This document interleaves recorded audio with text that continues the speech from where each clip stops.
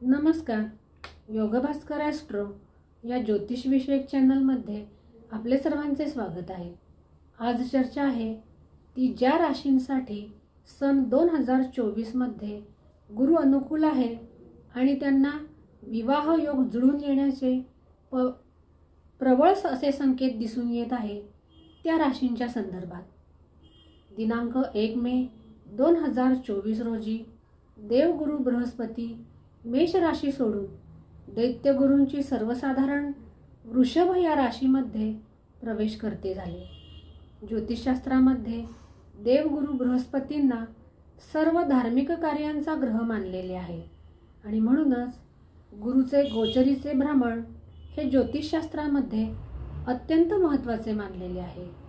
कारण विवाहासाठी देवगुरूचे अनुकूल असणे किंवा देवगुरूची शुभदृष्टी सप्तम भावावर अर्थात विवाह भावावर असणे हे अत्यंत महत्त्वाचे मानलेले आहे.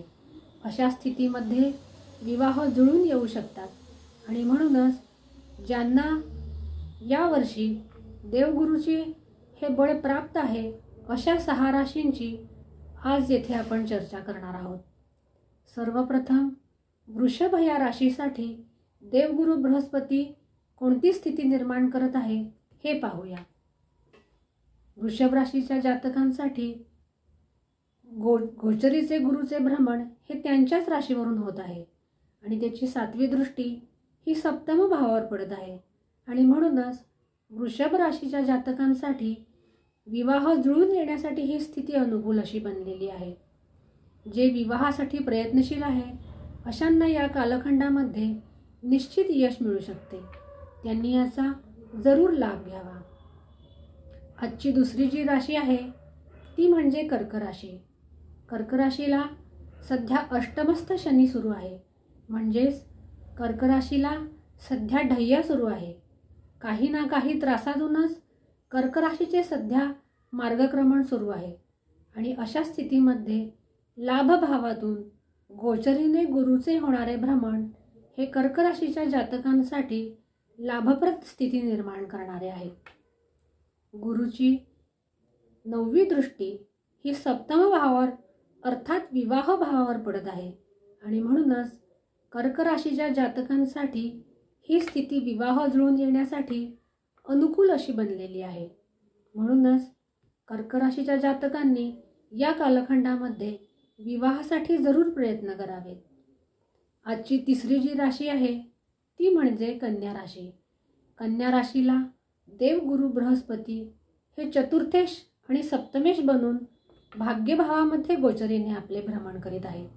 म्हणजेच 2 सुखस्थानांचा कारक गुरु असून त्याचे गोचरीने भाग्यस्थानातील भ्रमण हे कन्या राशीच्या जातकांसाठी अत्यंत श्रेष्ठतम स्थिती निर्माण करणारे बनलेले आहे. ज्यांना विवाहाची इच्छा आहे किंवा ज्यांना प्रयत्न करूनही विवाहामध्ये अनुकूल सफलता मिळत नाही अशांच्यासाठी हा कालखंड निश्चित शुभ असा कालखंड आहे. त्यांनी या कालखंडामध्ये प्रयत्न केल्यास त्यांना निश्चित अपेक्षित यश संभवू शकते. पुढची जी आजची राशी आहे ती म्हणजे वृश्चिक राशी. वृश्चिक राशीला सध्या चतुर्थस्थ शनी आहे आणि त्यामुळेच वृश्चिक राशीला देखील हा कालखंड ढय्येचा कालखंड आहे. त्यामुळे काही ना काही त्रासातूनच वृश्चिक राशी देखील मार्गक्रमण करत आहे आणि अशात गोचरीचे गुरुचे हे भ्रमण वृश्चिक राशीसाठी सप्तम भावावरून होत आहे. अर्थात दाम्पत्य भावावरून होत असलेले गुरुचे हे गोचरीचे भ्रमण वृश्चिक राशीला निश्चित फायदेशीर ठरणार आहे. ज्या वृश्चिक राशीच्या जातकांना मनाप्रमाणे विवाह योग जुळून येण्याची इच्छा आहे किंवा ज्यांचे विवाह हे प्रयत्न करून देखील जमून येत नाहीत अशांनी या कालखंडामध्ये निश्चित प्रयत्न करावे.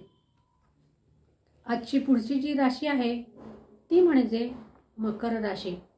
मकर राशीला 7.5चा शेवटचा टप्पा सुरू आहे आणि मकर राशीच्या जातकांना गुरुचे हे गोचरीने भ्रमण अनुकूल अशी स्थिती निर्माण करत आहे. मकर राशीच्या जातकांसाठी देवगुरु बृहस्पती गोचरीने पंचम भावावरून आपले गोचरीने भ्रमण करीत आहे आणि त्याची 5वी दृष्टी ही भाग्यस्थानावर पडत आहे। ही अत्यंत शुभ स्थिती मकर राशीच्या जातकांसाठी म्हणावी लागेल।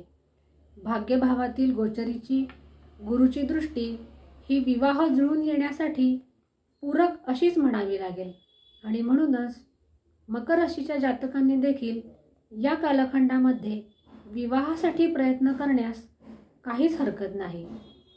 आजची शेवटची जी राशी आहे ती म्हणजे मीन राशी। मीन राशीला सध्या 7.5चा प्रथम टप्पा सुरू आहे आणि अशातच मीन राशीच्या जातकांना देवगुरु बृहस्पतीचे हे भ्रमण 3य भावावरून होत आहे आणि अशा 3य भावावरून गोचरीच्या गुरुची 5वी दृष्टी ही सप्तम भावावर तर 7वी दृष्टी ही नवम भावावर पडत आहे। म्हणजे 2 शुभ भावावर पडत असलेली गुरुची गोचरीची दृष्टी मीन राशीच्या जातकांना नक्कीच सुखकारक स्थिती म्हणावी लागेल। ज्या मीन राशीच्या जातकांना विवाहाची इच्छा आहे किंवा ज्यांचे विवाह जुळून येत नाही अशा मीन राशीच्या जातकांनी या कालखंडामध्ये जरूर प्रयत्न करावे। त्यांना यश मिळण्याची दाट शक्यता आहे।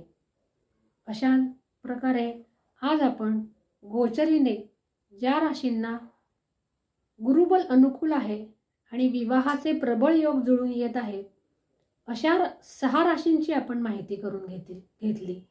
याबरोबरच कुंडलीतील मूळ स्थिती ही विवाहासाठी जर पोषक असेल म्हणजे ज्यांच्या मूळ कुंडलीमध्ये विवाह स्थान भक्कम असेल अशांच्यासाठी गोचरीचे हे गुरुचे भ्रमण आजच्या या 6 राशींना निश्चित लाभप्रद असे ठरणार आहे।